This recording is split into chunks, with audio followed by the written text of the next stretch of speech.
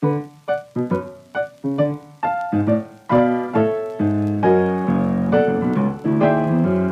of us are lucky enough to be grandparents to our own grandkids. Not everybody has children and not everybody has grandchildren, but the idea of becoming surrogate grandparents to other children or young adults is something that, we might want to consider, because it turns out that being engaged in this way, having a relationship with a much younger person, is not only good for the younger person, but it's also really important to us.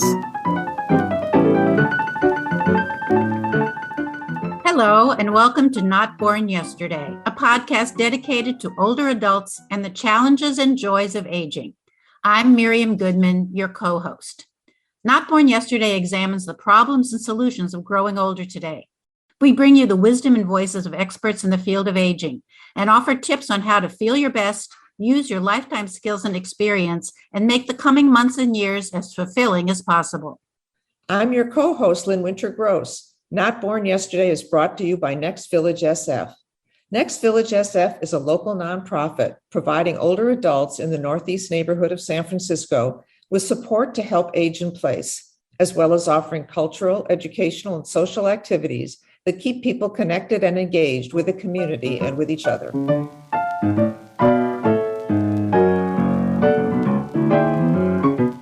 For many of us, nothing makes us happier than to be with our grandchildren. From the moment the grandchild is born, most grandparents can't wait to get involved in their lives. Hold and feed the baby, pick up the kids from school when they're older, attend their games and recitals, help them pick a hobby, or advise them on a career.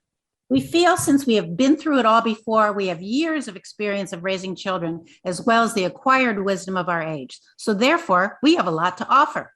But being a grandparent is not always what one expects. Full disclosure, Miriam and I are both grandparents and we delight in our grandchildren. But we both know of situations where adult children are wary of too much outside involvement in the children's lives, or worry that the new grandparents will drop by uninvited at any time, or will spoil the children with too many treats or too much screen time. In the best cases, the unconditional love of a grandparent and their full-time attention when together helps build self-confidence, empathy, and courage in the young children. In less than the best cases, the adult child spouse may exert the power to welcome or distance you and find your offers of help intrusive. And suddenly, your relationship with your own adult child is at risk.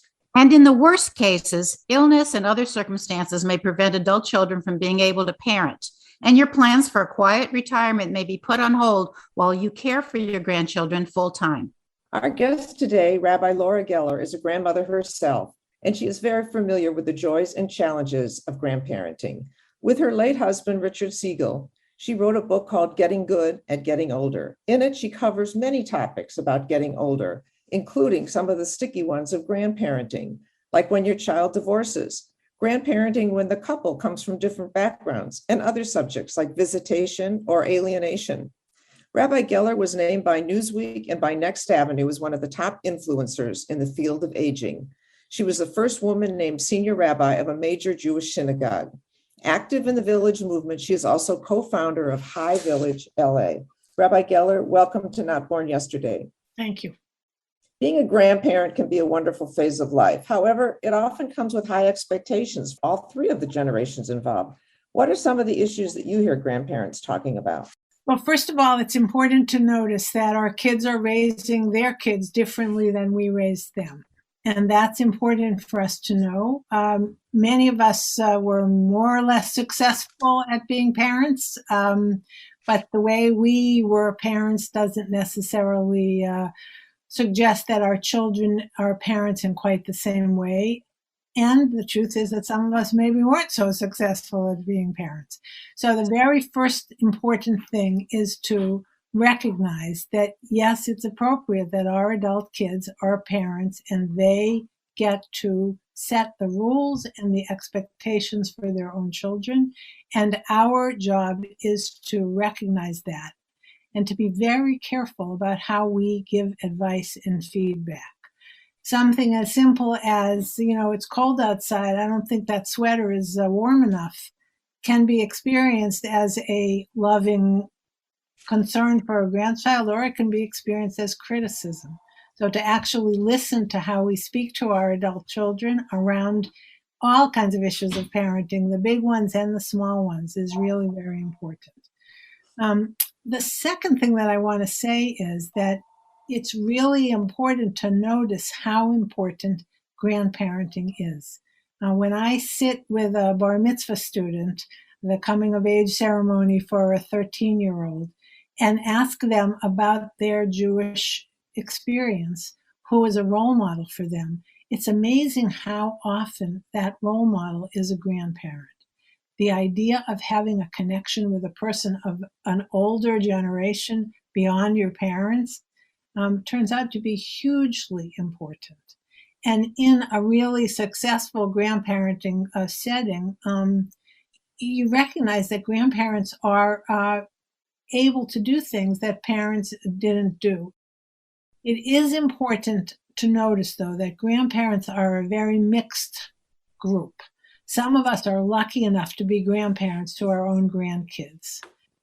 Not everybody has children and not everybody has grandchildren, but the idea of becoming surrogate grandparents to other children or young adults is something that, we might want to consider, because it turns out that being engaged in this way, having a relationship with a much younger person, is not only good for the younger person, but it's also really important to us. What happens if our adult children think of us as built-in babysitters rather than important family members? You've talked about how important the relationships are, but sometimes I've heard of cases where the kids say, well, just come over and sit so we can go out to dinner. They don't really honor the relationship.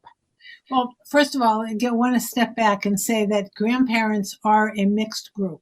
Not everybody has good relationship with their kids, and therefore not so good relationship with grandchildren. And that's really important to notice. There's a kind of fantasy that grandparenting is wonderful and loving and fabulous, but in fact, it is very difficult.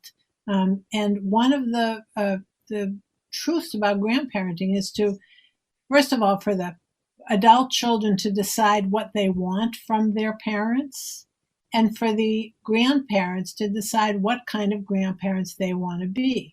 Some grandparents want to be very active and are delighted to be assigned a day a week but that has to be clear. It can't be assumed. It needs to be talked about. Other grandparents are, busy doing other things and are delighted to see their grandkids at whatever, or to Zoom or to whatever, but not wanting to make grandparenting a center of their lives. All of us adult children have stuff that we have never worked out with our parents, most likely, and it gets played out again in our relationship with our parents as grandparents. I also think that grandparenting is something that many people in our generation, that I'm 71, have in common, and we need to talk to each other about it, and what has worked for you, and how have you handled some of these issues, and to be really careful to not complain to our children. If we have complaints that we need to deal with, find trusted friends that are also going through whatever issues they're going through with their grandkids and with their adult children. This is very common. Many of us have adult children who are divorced. How do you deal with that? Well, one of the ways is to talk to other friends who have adult children who are divorced, and how do they set those kinds of limits? And an important rule there is never, ever, ever say anything bad about the other parent, because it makes the grandchildren feel bad about themselves because they are the children of two parents. So that's incredibly important and also incredibly difficult. And another issue is, what about when the grandparents are divorced? How do you negotiate when there are, more than 4 grandparents, when there are 6 grandparents, or if people have recoupled? How do those kinds of relationships get negotiated? And again, honoring the needs of the parents. Maybe the parents don't want everybody to show up at a baby naming ceremony because it's too hard to have divorced mom and dad, in the same place at the same time. That stuff needs to be talked about and negotiated and handled as directly as possible. we need to continue to educate ourselves about what it's like to be parents in this generation and what it's like to be grandchildren. I mean, how our kids, for those of us who have grandchildren who are pretty little during the pandemic, our adult kids both working at home, raising these little kids. I mean, oh my God, I don't know how I would have managed that. I'm so amazed and in awe of all of these young people who are parenting in really, really difficult situations. That's different from what many of us experienced. What's different? You're saying that was different, so different than how we grew up. I think the kinds of pressures that are on our kids are different than were on us. We talked about the sandwich generation, older parents, younger kids.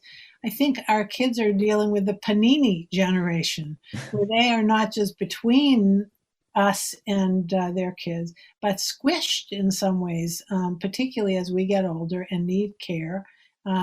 How do they manage all of the demands on their life? And then you add the pandemic to it, people living in not being able to get out of the house, everybody working at home, little kids running around, no childcare. I mean, that's really different from what we went through when we were raising children.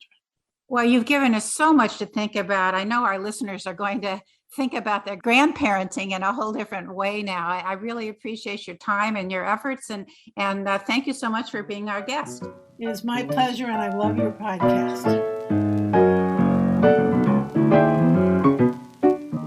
In our news to use today, we realize though we are committed to giving you information about how to live the best life you can, we're also aware that many of our listeners are interested in leaving a legacy after they die.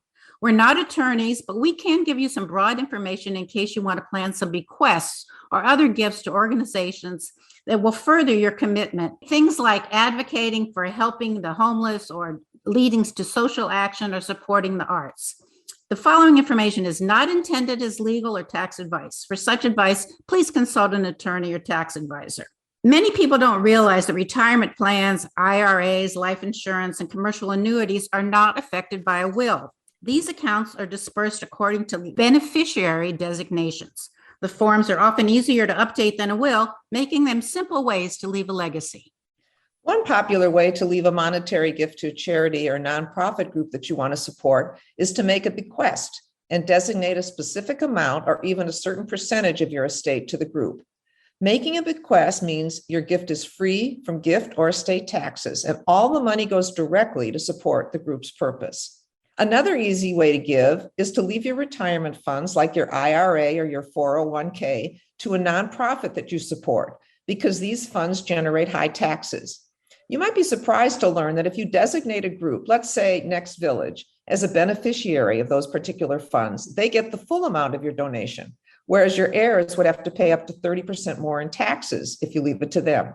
This way, the charity gets the full value of your donation, and you can leave less taxable assets like stock or real estate to provide for your loved ones. Making the Village Movement or NPR or your local humane society the beneficiary of your retirement plan assets or IRA is easy.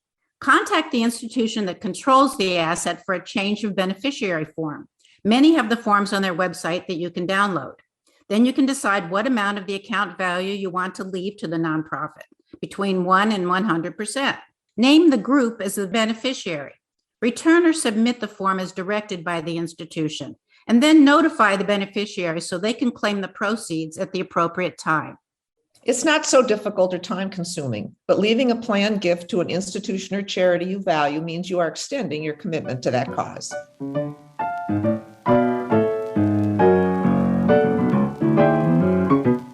That's our podcast for today. Our thanks to Rabbi Laura Geller, author of Getting Good at Getting Older.